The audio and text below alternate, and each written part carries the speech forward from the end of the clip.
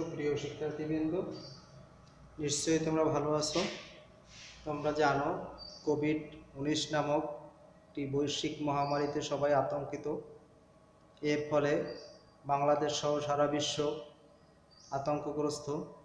তোমরা নিশ্চয়ই এর জন্য বাসায় অবস্থান করতেছো, প্রয়োজন ছাড়া বাইরে বের হবে না।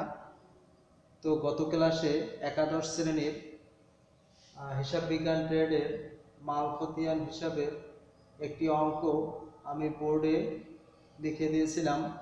আজকে সেই অঙ্কটির সমাধান করে দেখাবো।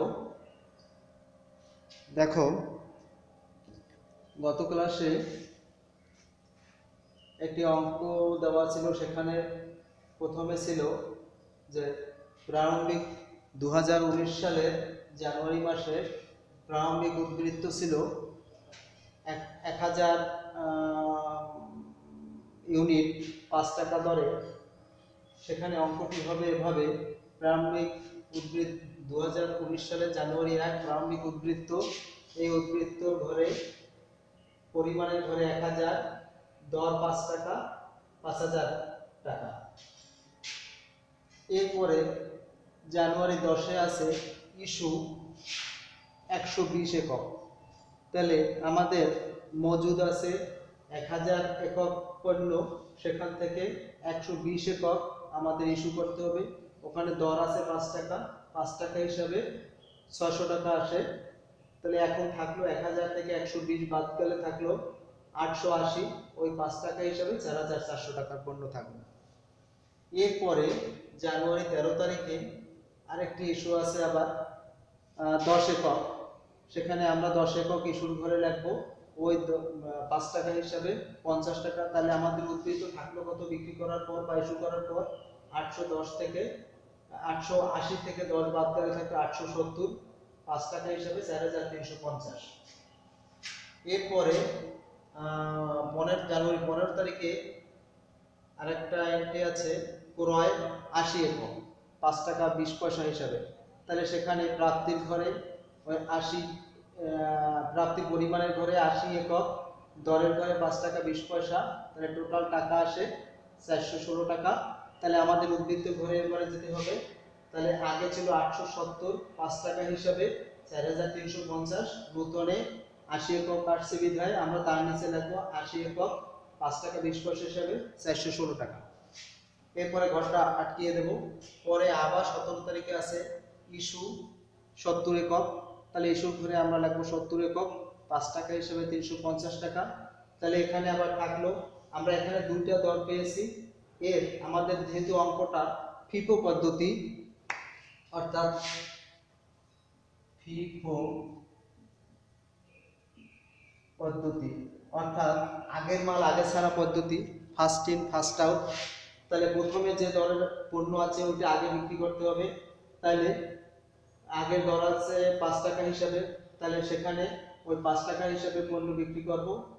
70 একক 5 টাকা হিসাবে 350 টাকা।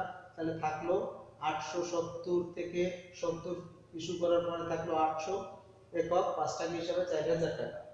আর নিচে যেটা আছে 80 একক 5 টাকা 20 পয়সা হিসাবে 416 টাকা, এটা আমরা নিচে লিখে যাব।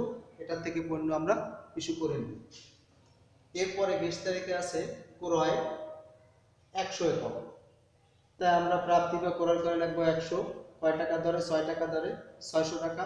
তাহলে এখানে আবার নতুন করে পণ্য বেড়েছে উদ্বৃত্ত করে। আগে যেটা আছে 800 একক 5 টাকা দরে 4000, 80 একক 5 টাকা 20 পয়সা হিসাবে 416 টাকা।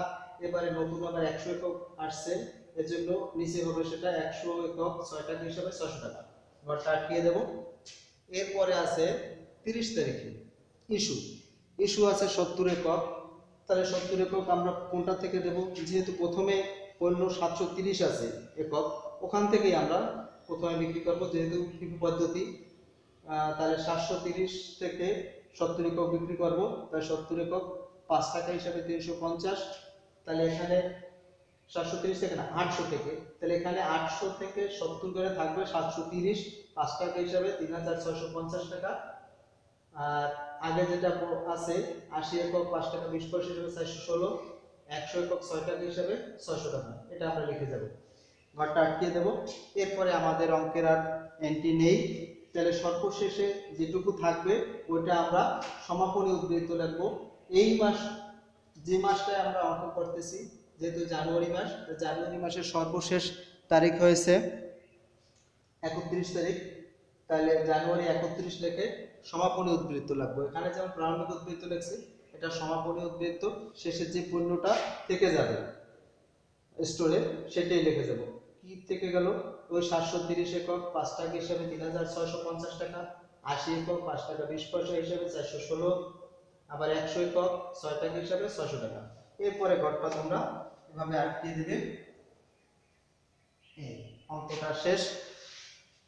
যদি তোমাদের কোনো সমস্যা থেকে থাকে তাহলে তোমরা বোর্ডে উল্লিখিত নাম্বারে ফোন করে জানবে 01714552322। এটা শুধুমাত্র হিসাব বিজ্ঞান ট্রেডের, একাদশ শ্রেণী হিসাব বিজ্ঞান ট্রেডেরই ক্লাস, অন্য সবার জন্য না এটা। তো আজকে এ পর্যন্তই। তো তোমরা সবশেষে তোমাদের উদ্দেশ্যে বলবো, তোমরা ভালো থেকো, সুস্থ থেকো, বারবার সাবান পানি থেকে হাত পরিষ্কার করবে, এবং বাইরে গেলে অবশ্যই মাস্ক পরিধান করবে, এবং অন্যদেরকে মাস্ক পরিধানে সাহায্য করবে বা উৎসাহিত করবে। এ বলে আজকের মতো ক্লাস এখনই শেষ করছি।